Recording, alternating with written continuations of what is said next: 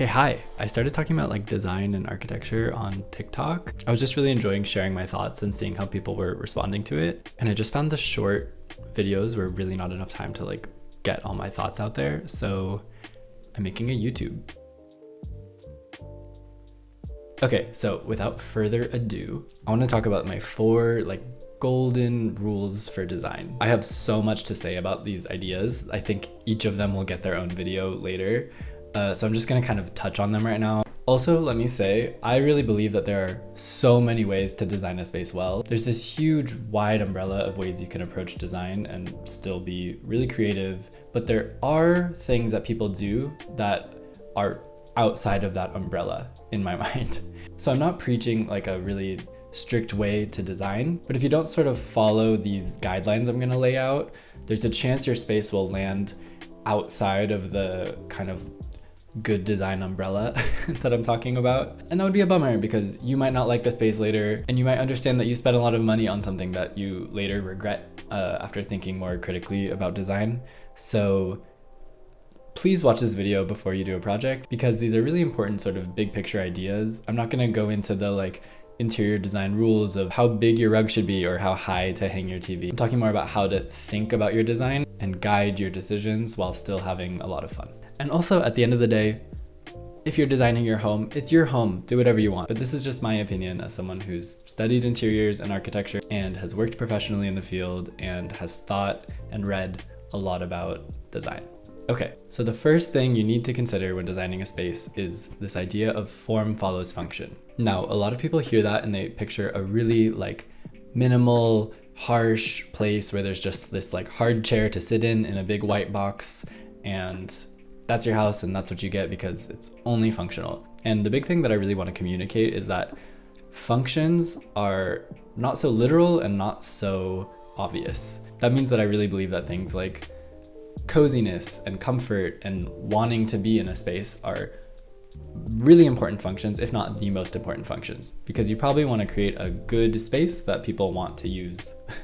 So what form follows function really means to me is that with every decision you're making, you're thinking really critically about what you want to achieve. You're not going to let an aesthetic choice actually harm the function of a space. But really what that looks like is avoiding unnecessary ornament, emphasis on that word unnecessary because some ornament is necessary in my opinion, and not prioritizing aesthetics over the actual function of a piece or a space. I have so much more to say about this, so it's probably going to be my next video. Okay, and the second thing that I will not compromise on in any way is honest materials. By honest materials, I mean the finishes in your space are truly what they're presenting themselves to be. We're not going to do any wallpaper that's trying to fool you. We're not going to do any contact paper that looks like wood or marble. I also think this applies to vinyl faux wood flooring. Basically, I just think your wood should be made of real wood. Your stone should be made of real stone. Your plants should be real plants.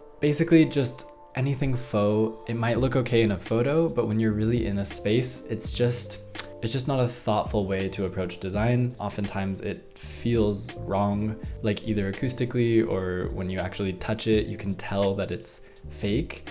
And it's just not necessary. A lot of people defend sort of faux materials because of their budget or some of the properties of the material. And I'm not being some elitist designer saying you need to buy the most expensive finishes. But if you can't afford the most expensive finishes, I still think you should opt for honest materials. I think more budget-friendly materials can be super cool when they're used well, and going for that fake look is just not doing what you think it's doing. Okay, the third sort of guideline that I want to talk about here can be applied in a lot of different ways, and that is consider the context. So basically, I think you can sort of think about this in 2 main ways. One is the physical context of your space, is your home or space that you're designing in a city or in the woods or in the desert? Let that inform the language of your design. Let that inform the materials you're using and just your general approach. And the context of the actual building itself is also really important and something I think you should respond to. If you live in a contemporary apartment building built in 2018, it's not gonna feel like some elegant French chateau, no matter how much furniture you bring inside of it. That's not to say you can't have some vintage pieces in there, but at the end of the day, you need to understand where you are and design accordingly. The other way that context is very important, I might break this into 2 things. Okay, so the first thing is consider the physical context,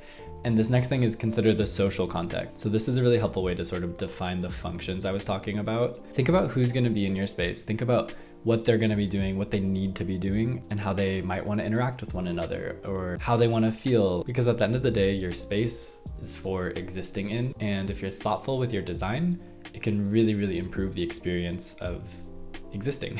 Okay, and the last sort of big idea that I want to talk about that really aligns with the other things I've said, but it is important to sort of highlight on its own. And it's something that I think I'm going to call authentic placemaking. And by authentic placemaking, I mean you're not just walking into some big box store and buying their living room set. There should be a degree of expression and curation in your space that's unique to you. So for example, if you have a bookshelf filled with books, let those be real books that you curated and actually care about. If you have something that looks like an antique, like say a distressed rug, find an actual antique distressed rug. Don't buy like a manufactured fake distressed rug. And you want to avoid themes. You don't want to buy things because they match one another. You don't want to define your design style by some like really rigid Pinterest definition that you stumbled upon and just try to recreate something else you've seen. You want to really consider each decision on its own, and that will amount to a space that's really you and really for you. And you can see how this really ties in with honest materiality and responding to context and all of that. But it's really what makes the difference between sort of a nicely designed, almost Airbnb-like personality-less home and like a above and beyond incredible interior. Okay, I feel like those were such brief explanations of my approach to interiors, but I really, really think that if you always